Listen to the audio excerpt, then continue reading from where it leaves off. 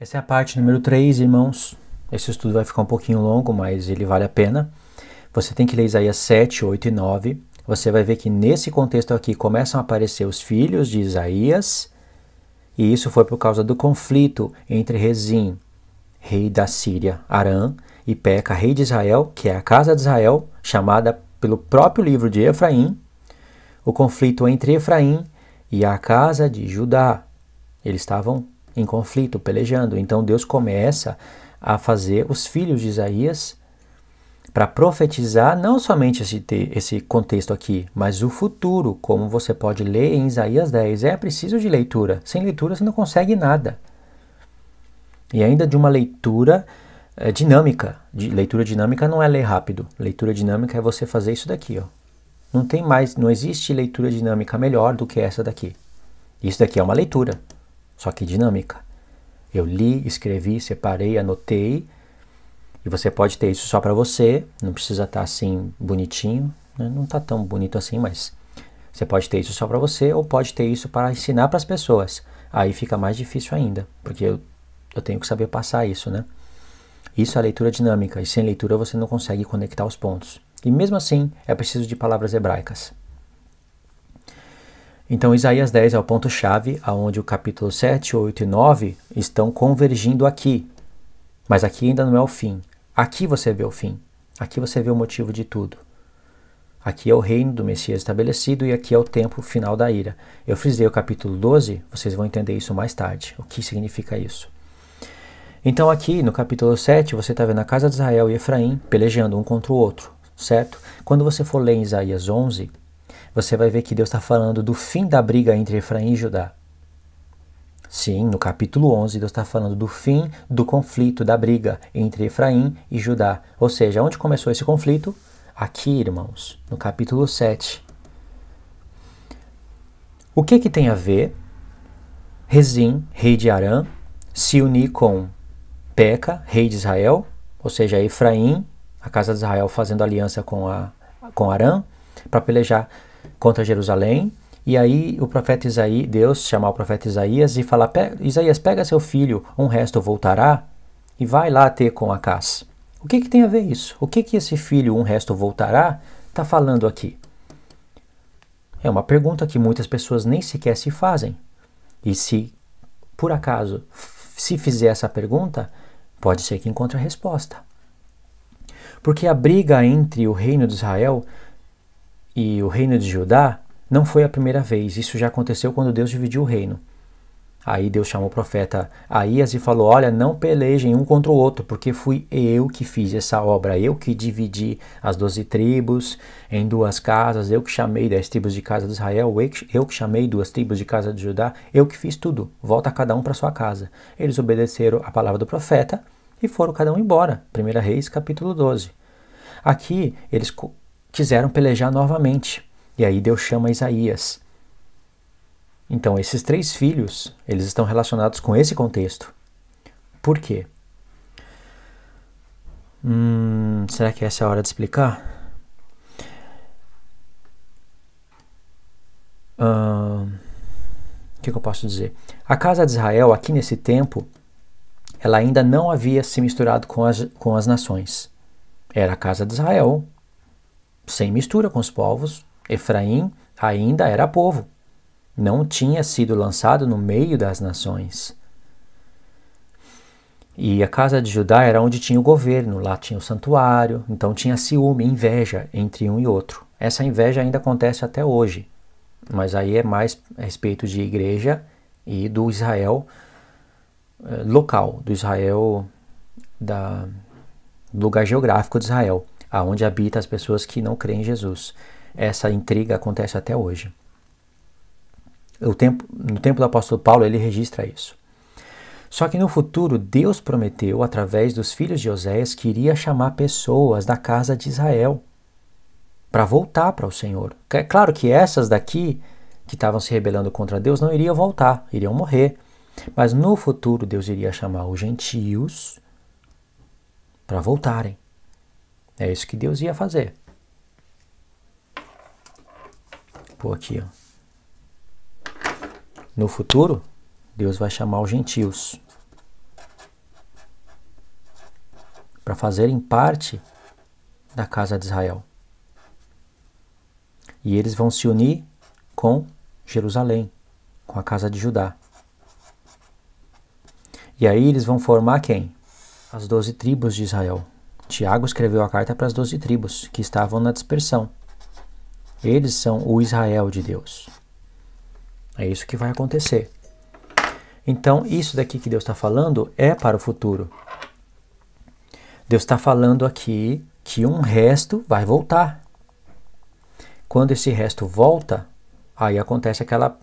Eu sou um filho de Isaías, certo? Quando se cumprir isso, e isso se cumpre porque Deus é conosco, vai acontecer que o povo que diz... O povo que recebeu a profecia, vós não sois meu povo, serão chamados filhos do Deus vivo.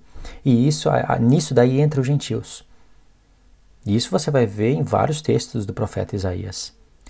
Por isso que entra os filhos aqui. E Deus querendo que a gente entendesse bem isso, o capítulo 10 ele começa a falar do tempo do fim. O último inimigo de Israel é chamado de Assíria, tanto em Isaías, como em Miqueias, como em Naum. Em outros profetas, o último inimigo de Israel é chamado de Gog e Magog. Sim, você pode ler Ezequiel 38 e 39. Você vai ver lá que Deus está trazendo Gog. Ele é da terra de Magog.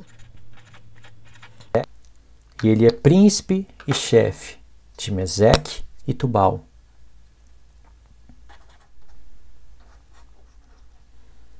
E diz lá a profecia que muitos povos estão com eles.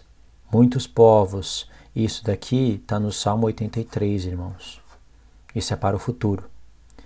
Então, por um lado, o último inimigo de Israel leva o nome de Gog e Magog, Gog da terra de Magog, príncipe e cabeça de Meseque e Tubal, muitos povos com ele. Por outro lado, o último inimigo de Israel recebe o nome de Assíria e até mesmo de Babilônia. Isso está em Isaías 13. Isaías, aqui eu não coloquei o capítulo 13, mas o capítulo 13 prova tudo isso, certo? Deu para entender até aqui? Como tudo isso é importante?